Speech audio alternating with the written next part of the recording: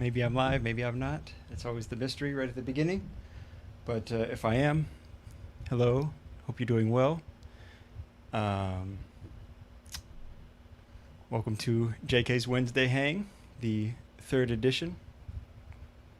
And before I say anything else, I want to make sure I'm live. Looks like it's still waiting. Give me a second.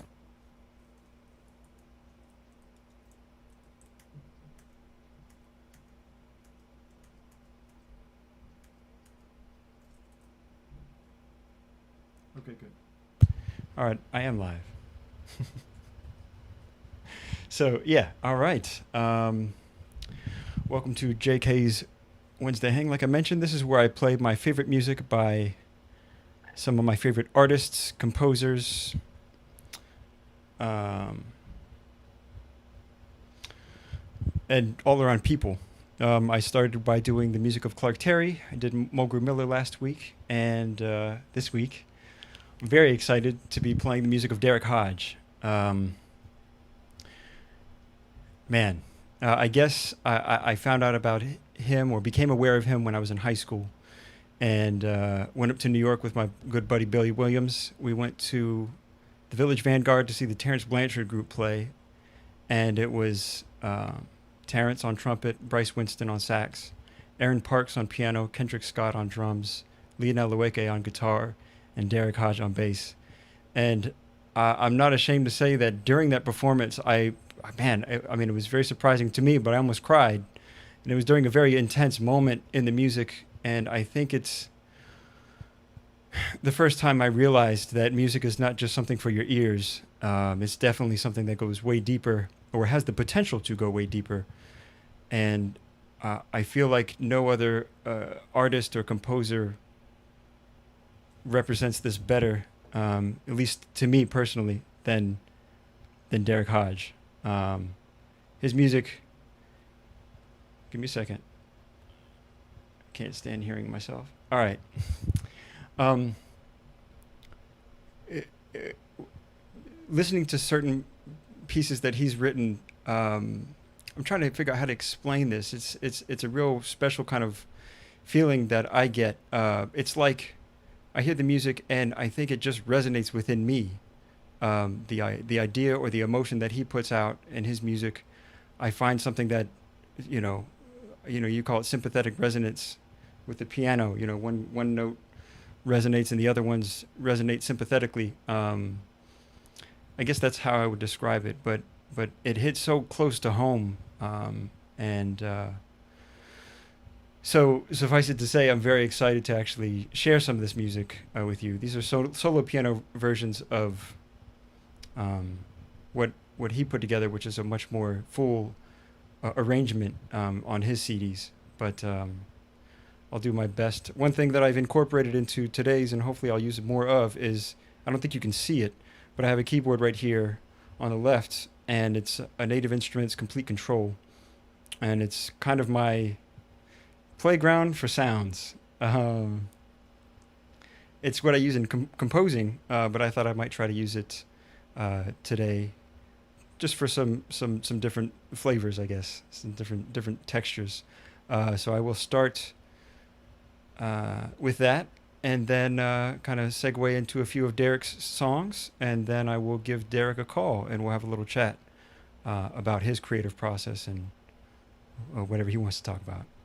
Okay, thank you so much for joining. I think I'm going to start with a song. Wow, I'm not going to say. I'll tell you what it is later.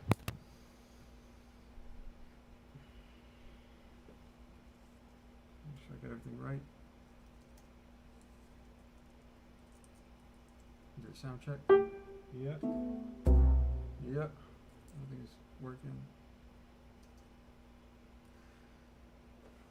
All right.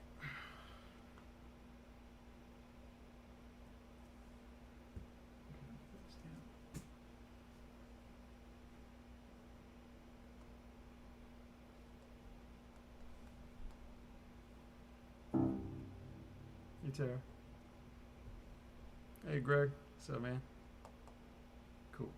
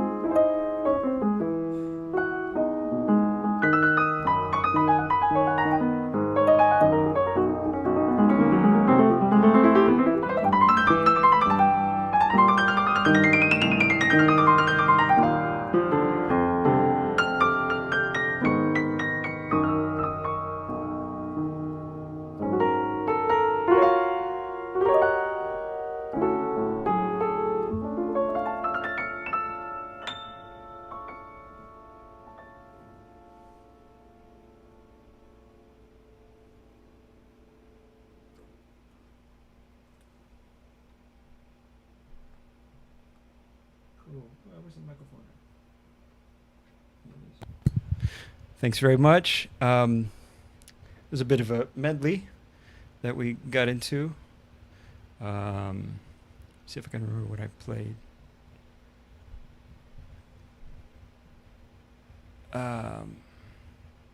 Sorry. Okay. We started with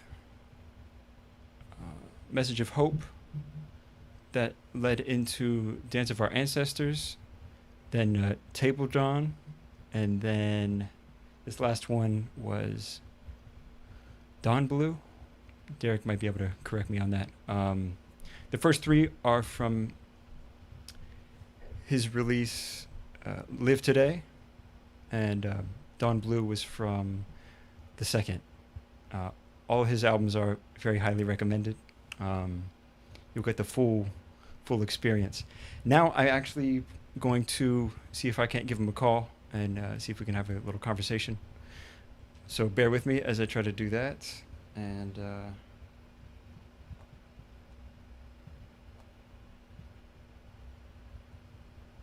okay, let me get this.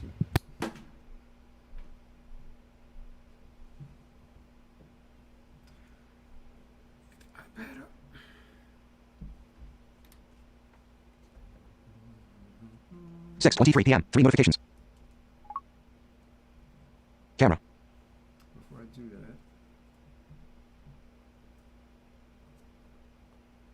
that. Okay, you guys can help me sound check. Is anybody out there? Spencer, hey, thanks a lot. Appreciate it. Jeremy, good to see you. Sarah, how you doing? Cool. Hey, appreciate it, guys. All right, let me see if I can do this now. TV. Camera. FaceTime, Derrick Hodge. Making a FaceTime call to Derrick Hodge. Derrick Hodge. Your video. Front facing. Justin. What's up, man? What, Hey, man? how you doing? Man, I'm sitting here just tripping out listening to you. Oh man. You heard it? Loud, man. Pretty What? embarrassing, but it's been cool to be able to dig into the whole songbook and find some things that I hadn't known before. You know, Dance of Our Man. Ancestors, man. Golly, that's Man, heavy. I kind of don't know what to say right now, man. Oh, God. It is like now that's like the only way I'm going to hear it. Oh man, I don't think so, man. I can only hear the original, man. There's so much space. And actually, man, we might as well jump in. But this is the thing that I think captivated me from the get go, even from the stuff you did with Terence. Yeah. Your stuff just has an incredible amount of space, sonically, but also just compositionally. And I wonder if is that something that you think about, or like what is your process, or you know? You know, I try to be,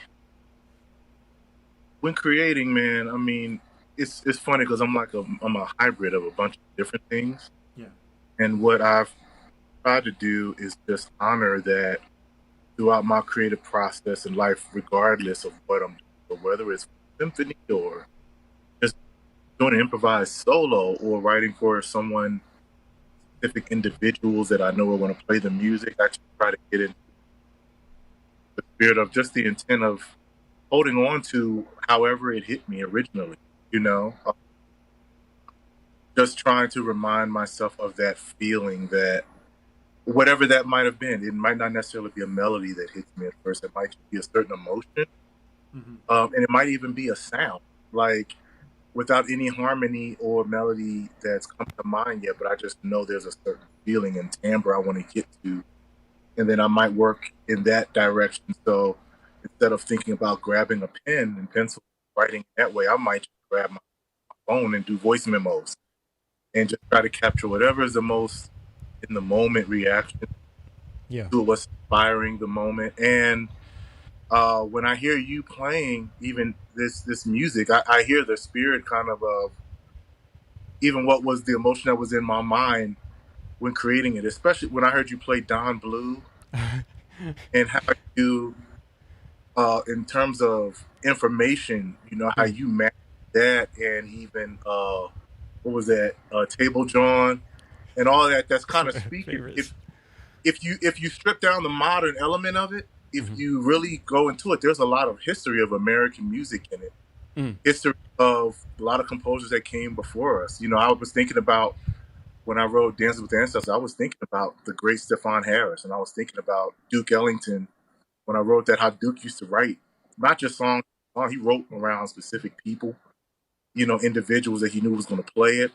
And I remember Stephon Harris, I used to really love just the feeling he would get out of his composition and the intellect. And that's where that came from. But how you married those few songs together, it was like, how are you in my mind, man? That's incredible. Oh man, tell you what, Yeah.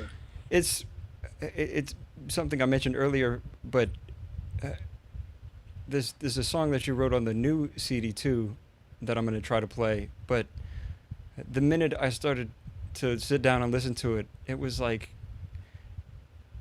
I said, just resonant.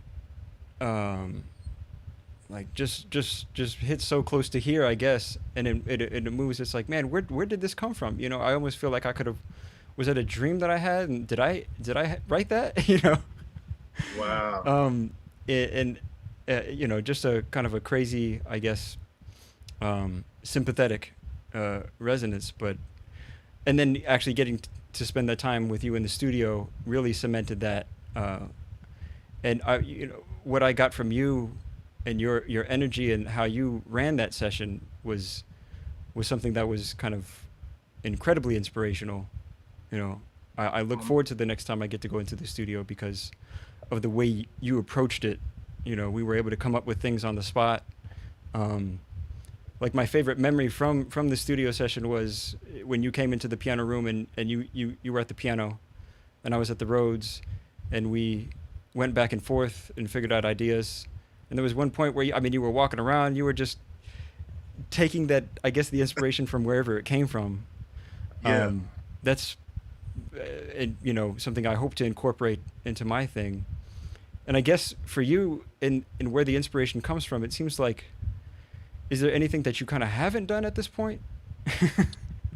Man, you know, the inspiration really comes from lately, man. And I've been speaking about this more, especially in interviews relating to my most recent album, Color of Noise, where I get to speak on it, man. It's really just getting out of my own way and reacting before I give myself any time to thought or doubt the emotion, the feeling.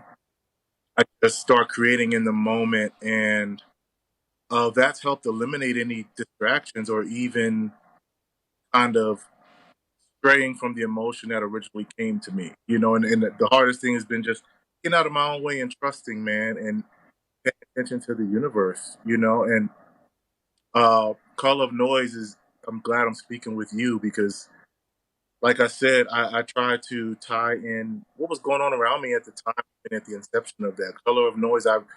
For those that don't know, man, I was honored to co-produce your album with the great Quincy Jones, man. Um, it was like life changing, man. But the thing about it was when you and I first met, you came to me after I did a show at the Blue Note, and you talked about, you know, a song from my previous album, Transitions, from my album The Second, and you were talking about the colors, you know, that you saw in a certain emotion, and that's what led you to trust me with your vision for this album, your album, you know, and that really stuck with me and spoke to me. And when we went in the studio and how everything just turned out in a magical way, greater than I could have ever imagined, man. And that was Wow. really me on a roller coaster ride with you, with all you guys, and feeding off the energy of you and Corey and Chris and Quincy and everybody in the room, man. And I actually said in an interview recently that partly inspired Color of Noise, the actual name of this album. You know, actually that spirit of, you know what, instead of trying to define it, instead of trying to prove a point intellectually, instead of trying to prove a point chop wise, forget about all that. I hope this music that speaks to me a certain way just speaks to other people in some way that helps them get through whatever. And uh, that was kind of the premise behind this album, man. And what's so funny hearing you revisit even the songs that you just did, Dances with Ancestors and Message of Hope and all those songs. It's like you're right in the head. That emotion even ties into my most recent album, man. So you're bringing out that spirit and emotion in a way I couldn't have done just on my own. So that's why it's so much to me right now. Oh, I was so happy when I, figured like, oh man, Derrick is next, because what I do is basically decide I'm gonna dig into this songbook and practice it, as much as I can for the week coming up. Hmm. And I did Clark's. That was a natural way to start. And then of course Mulgrew just felt like, oh, yeah, I got to do him next. And then Uh, and then thinking of you and our kind of mutual connection with the both of them. yeah, I met them, after you did, but and I got to see you playing with Mulgrew quite a bit. But yeah, I would love for you to share just a little bit about, I guess, the time that you spent with Gru in the trio. man. Mulgrew Miller, great, to me, one of the greatest minds, and one of the greatest minds that had an impact on my generation and the generation coming up behind me, man. Just because of, first of all, the coolness of his music, but his acceptance of it, man. The way he accepted me from day one. I remember the first time I met Mulgrew. He came to I did in Philly, this small club, with John Blake and Phil Shaw. Uh, Mulgrew showed up just on it. Somebody told him about me. Decided to do the 2 hour drive. Check out this dude wearing braids on the bass. And the next day, I drove up to his house and we just played tunes together. And Wow, wow. after that, he said, "Cool, man. See you next week." And then my first gig with him was the following Tuesday at the Vanguard. He just threw a Hey, spot. dang. That was Mulgrew, man. He unapologetically just accepted me for who I am. And the same for Green and Rodney Green and all the guys, you Owens, who were all playing with him around that time. Mulgrew accepted us in a way that just made us want to honor the legacy of music that he would to us about all the time, history, the stories about art, even the stories about Clark, Terry, and Yeah, beyond. You know, yeah. it made us want to honor that and respect the jazz idiom even more because of someone like him really wanting to know what we had to say and trusting that we would Oh man, move yeah. forward with it. I hear it. No one like him in the world.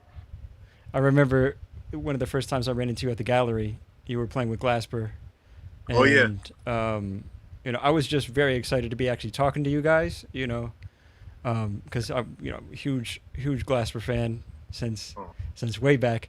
But I remember you saying, "Oh man, you're spending time with Mulgrew. He's my hero." yeah, And then I never forgot that. I'm like, wow, man, these guys that I look up to, revere, oh man, the guy that I get to absolutely. spend time with. And man, you brought up Robert, man, for someone as influential as he is in the music. I mean, when you hear him, Mulgrew, it's just like, yeah, yeah, yeah, let's do it. Okay.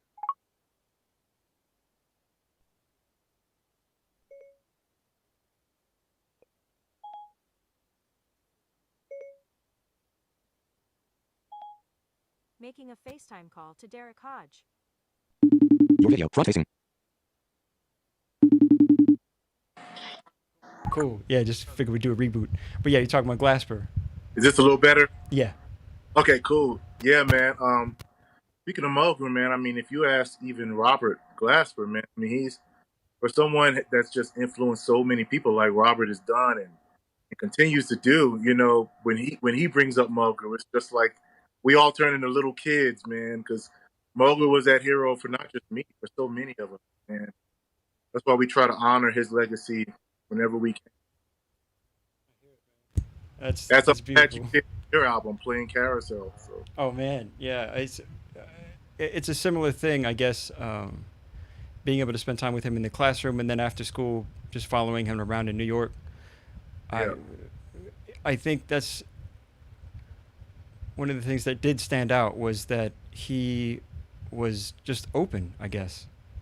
He was there. Yep. I remember seeing you do a gig with Tim Green.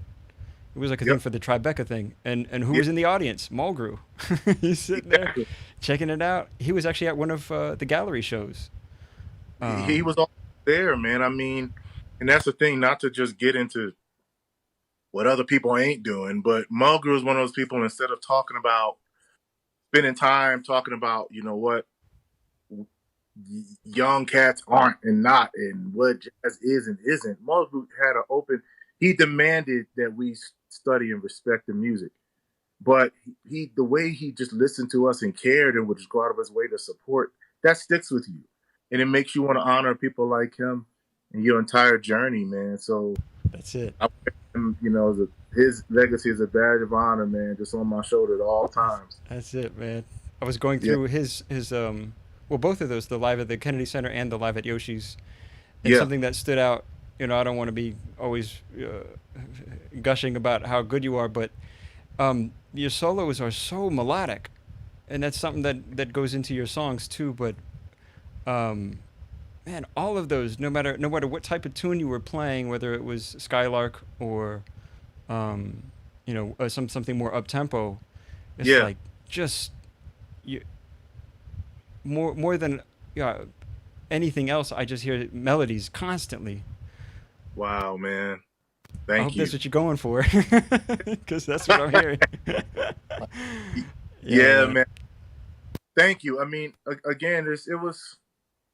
I would say, not to deflect, man, but it goes back to I've been very fortunate to be in performance situations with a lot of others. Before I was leading bands, I was on stage with a lot of incredible minds that really never tried to encourage me to chase anyone else. Whatever, I was trying to work on and get together. Not only would they let me work it out on stage, they'd leave the stage and let me really work it out.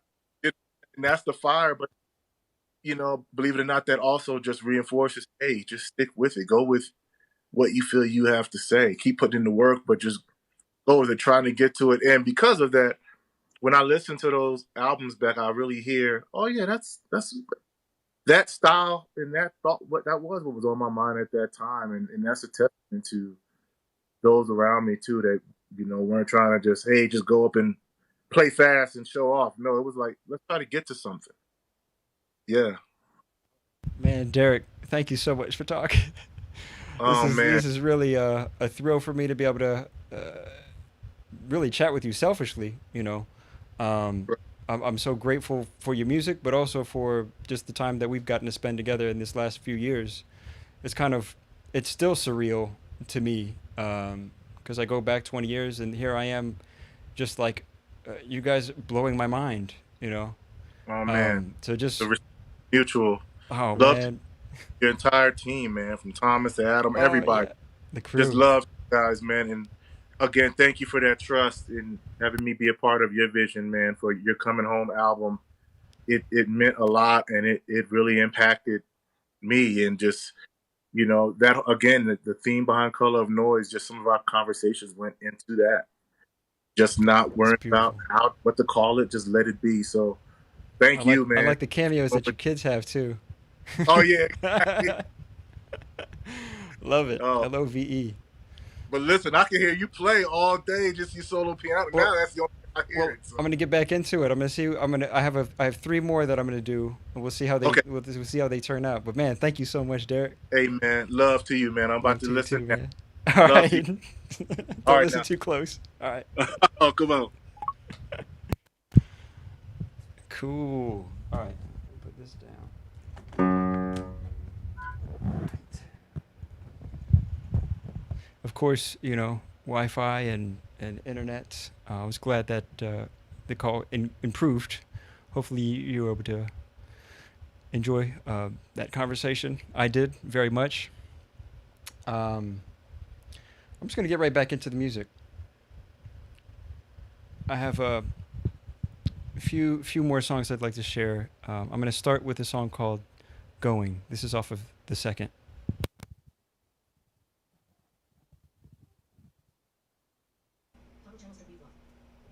Good. Sounds bad.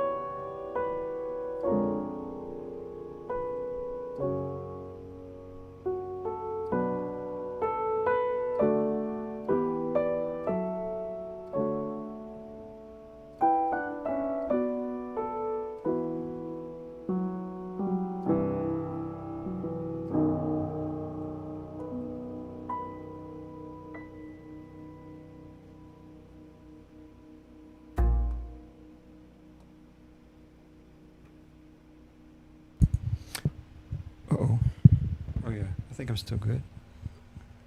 I'm going to assume that this is working. I don't have my headphones on. Thank you so much. That was Over There, and the first one was Going. I'm going to play one more before I do. I'd like to thank you guys for hanging out with me.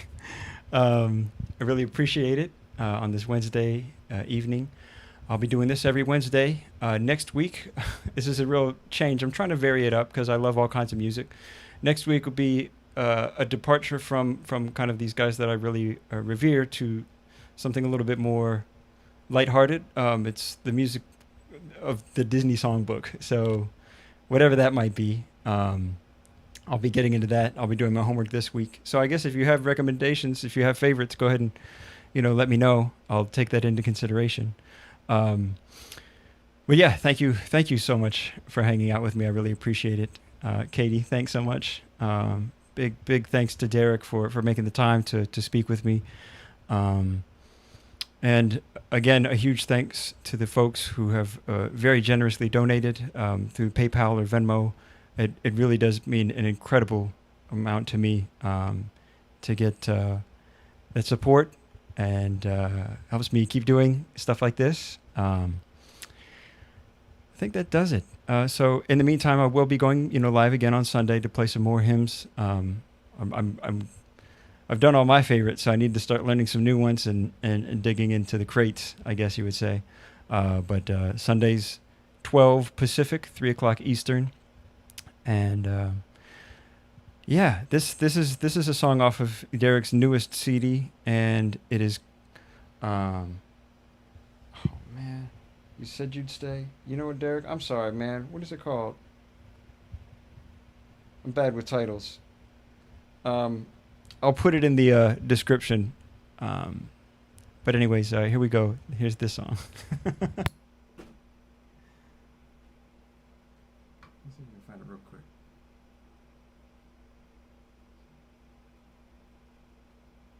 Oh, okay.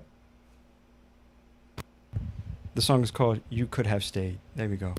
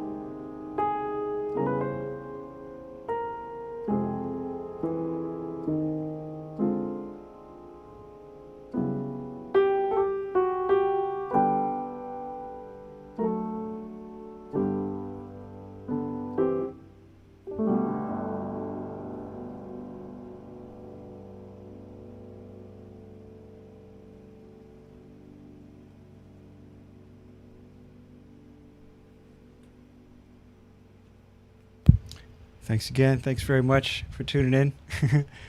Thank you, guys. Where did I put the other headphones? I always throw them down very recklessly and then can never find... Oh, there they are. I'm going to do this the correct way.